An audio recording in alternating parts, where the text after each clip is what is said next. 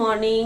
আজকে এখন good morning যদিও না, গুড নুন হয়ে গেছে। 12টা প্রায় বাজতে যায়, 12টা না, 11টা 16 বাজে এখনো। যাই হোক, আজকে দিদি আসেনি। আর আজকে হচ্ছে এখানে উগাদি, মানে আমার এখানকার নিউ ইয়ার এটা, তো সেই জন্য আজকে আসেনি।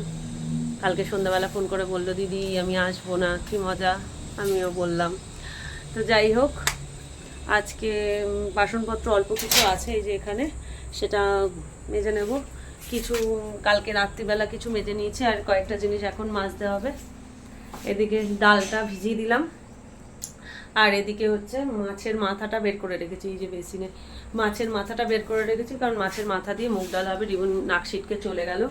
আর একটা জিনিস হবে, সেটা হচ্ছে ছোলা ভিজিয়ে রেখেছি। ছোলা আলু তরকারি হবে, যেটা রিবন ভালোবাসে। ডাল তো কতটা খাবে জানি না, তবে ছোলা আলু তরকারিটা দিয়ে খাবে। তো চলো কাটাকুটিটা সেরে ফেলি, তারপর এতক্ষণ ভিডিওর কাজ করে মাথাটা এমনিই ঘোরাচ্ছে দিদি আসেনি দেখে। কারণ আবার এই কদিন ছুটি হবে। আজকে ভেবেছিলাম ঘরগুলো ঝেড়ে ফেলবো, সামনেই উপোস, কী করে কি করি কিছুই বুঝতে পারছি না। মানে এরা না, মানে একবার যদি হ্যাঁ বলে দিই ছুটির জন্য, ব্যাস তারপর নিতেই থাকে। সো এইটা একটা ভীষণ বাজে ব্যাপার। যাই হোক চলো, আর কিছু তো বলার নেই, যা হওয়ার তো হয়ে গেছে। এখন এগুলো করে ফেলতে তো হবেই আমাকে। আর কিছু না করি, বাসন আমাকে মাজতেই হবে, নিচের ঘরটা অন্তত পরিষ্কার করতেই হবে। তো চলো সেগুলো সব সারি। সমস্ত সবজিপত্র কাটা হয়ে গেছে, এদিকে পেঁয়াজ কাটা হয়ে গেছে। এদিকে বাবা রিভুন খাবে না, বললো যে মাছের মাথা দিয়ে ডাল, এটা আমি জানতামই। নিম বেগুনের জন্য একটু কেটে রেখেছি, ও মুগ ডাল দিয়ে একটুখানি বেগুন ভাজা। আর এদিকে দেখো কেটে রেখেছি আলু ভাজা, আর এই আলুগুলো যাবে হচ্ছে এই ছোলায়। তো এই গোটা গোটা আলুগুলো ছাড়িয়ে রেখেছি, সিদ্ধ যাবে। আর এখানে ছোলা রান্না হবে, সেটার পেঁয়াজ। এই হচ্ছে মোটামুটি আজকের মেনু। এদিকে নিম পাতাটা দিদি এনে দিয়েছিল, শুকিয়ে গেছে, তাই একটু ভিজিয়ে রেখেছি, কোনো ব্যাপার না। এইটুকু দেবো, ওই জন্য অল্প করেই একবেলার মতো, মানে আজকের মতোই নিম বেগুন হবে সেইটুকুই করেছি। নিম পাতা একদম কম আছে। হয়ে গেছে। আর এদিকে রান্না বান্না করে ফেলেছি, কারণ কি কারেন্ট চলে গেছিলো বলে কিছু শ্যুট করতে পারিনি। তো চলো মেনুটা তোমাদের আজকে একটু দেখিয়ে দিই কী কী হয়েছে আজকে। নয় করে করতে না করতে অনেক কিছুই করে ফেলেছি। চলো ঝটপট করে দেখিয়ে দিই। তার কাছাকাছি কারেন্ট ছিল না। এই দেখো পাঁপড় ভেজে নিয়েছি, এদিকে নিম বেগুন, আর এদিকে হচ্ছে মাছের মাথা দিয়ে ডাল, আর ওদিকে আলু ভাজা। এখানে ছোলা আলুটা সিদ্ধ বসিয়ে দিয়েছি, এটা রাতের তো, এটা পরে করে নিচ্ছি। দেখো আলু ভাজা রয়েছে, আর রিবুন ডাল খাবে না যেহেতু, আলু ভাজা বেগুন ভাজা আর দিয়ে রিবুন ঘি দিয়ে খেয়ে নিচ্ছে। রিবুন যেমন এটা ওটা সেটা খেতে চায় না, অনেক কিছুই খায় না, পছন্দ করে না। অ্যাকচুয়ালি সবে বড় হচ্ছে তো, আস্তে আস্তে ধীরে ধীরে শিখছে। কিন্তু রেবুনকে আবার খেতে দেওয়ার জন্য কিন্তু অনেক বেশি তামঝাম করতে হয় না।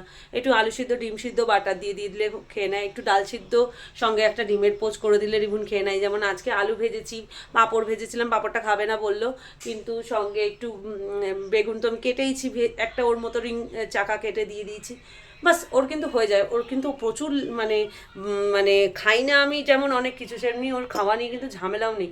খুব সামান্য জিনিস দিয়ে দিলে কিন্তু রিবুন পেট ভরে ভাতটা খেয়ে নেয়। সো যাই হোক চলো, এখন পেয়েছে খিদে। একটুখানি ম্যাগি বানিয়েছিলাম, সেটুকু অর্ধেকটা আবার রিবুন নিয়ে চলে গেছে, কারণ চিকেন ম্যাগি ছিল। বললো আমাকে পুরোটাই দিয়ে দিতে পারতাম। আমি বললাম তুই যে ভরপেট খেয়ে, তো ও পায়েস দিয়ে, ও জন্মদিনের পায়েস তো আমি খেতে পারবো না, তো ওর পায়েসটা দিয়ে তার মধ্যে বোঁদে দিয়ে মুড়ি দিয়ে দিয়েছিলাম, সেটা খেয়েছে। খাওয়ার পরে আমার চিকেন ম্যাগিটাও নিয়ে চলে গেছে। তো এবার আমারও খিদে পেয়ে গেছে, আর এতক্ষণ মানে বাসন মাজলাম, ঘর দুয়ার ঝাড় দিলাম, তারপরে ফ্যানটা প্রচণ্ড নোংরা হয়েছিল হলের, সেইটা পরিষ্কার করলাম, ঝুল ঝাড়লাম, এইসব করতে করতে পরিশ্রমটাও হয়ে গেছে। রান্না এদিকে গ্যাসে সিম করে দিয়ে এইসব করে বেড়াচ্ছিলাম। তো যাই হোক এখন চলো আগে খাওয়া দাওয়াটা মিটিয়ে নিই, তারপরে আসছি ফিরে। সন্ধ্যাবেলায় হতে না হতেই আর কি রিভুনের বায়না কী খাবো কী খাবো কী খাবো, তো আজকে ভাবলাম একটুখানি ইডলি ধোকলা বানিয়ে দিই। অনেক দিন ধরেই বলছিল, আর আমার এই যে কিনেছিলাম এটা জন্মদিনের গিফট, সেটাও আমি একটুখানি কাজে লাগিয়ে ফেলি। তো সেই জন্য ভাবলাম একটু ইডলি ধোকলা বানিয়ে ফেলি। রেসিপিটা তোমরা পেয়ে যাবে পরে। তো এটা বানিয়ে নিয়েছিলাম সন্ধ্যাবেলা। তো যাই হোক, এটা দিয়ে সন্ধ্যার টিফিনটা ভালোই হয়েছিল। আর জিনিসটা ইউজ করা হলো, এটাই একটা বড় ব্যাপার। কারণ কোনো কিছু একটা স্পেশাল না করলে বেশ মনে হয় না যে নতুন কোনো জিনিস আর কি করি। ভালোই হয়েছিল, কিন্তু মানে প্রথম দিন করেছিলাম সেই হিসাবে এই জিনিসটা তো আমার কাছে ছিল না এর আগে। তো বেশ ভালোই হয়েছিল। এরপরে বেকিং ফেকিং করতে বা ভাপানো জিনিস করতে কিন্তু সুবিধাই হবে। রাতে আলু ছোলার তরকারি রান্না হয়ে গেল। এখন আমার আর রিবুনের জন্য রুটি করব, কারণ রিবুনও রুটি খাবে। আমি বললাম আমি একটু খেয়ে নিই। শিওর না রিবুনকে রুটি দিয়ে আমি ভাতও খেয়ে নিতে পারি, দেখা যাক। অবস্থা বুঝে ব্যবস্থা। ঋত্বিকের জন্য ভাত আছে। ঋত্বিক অ্যাকচুয়ালি কোনোভাবেই আর কি রুটি খাবে না। ও এমনিতেই রুটি অপছন্দ করে। পরোটা টরোটা হলে তবুও ঠিক আছে, কিন্তু এই গরমের মধ্যে আমি পরোটা বানাতেও পারবো না, দেবও না। তো যাই হোক, এখন রুটি করব, তাই এখানে সমস্ত আটা ফাটা মাখা হয়ে গেছে। এই যে এখানে আটা ফাটা মেখে রেখেছি।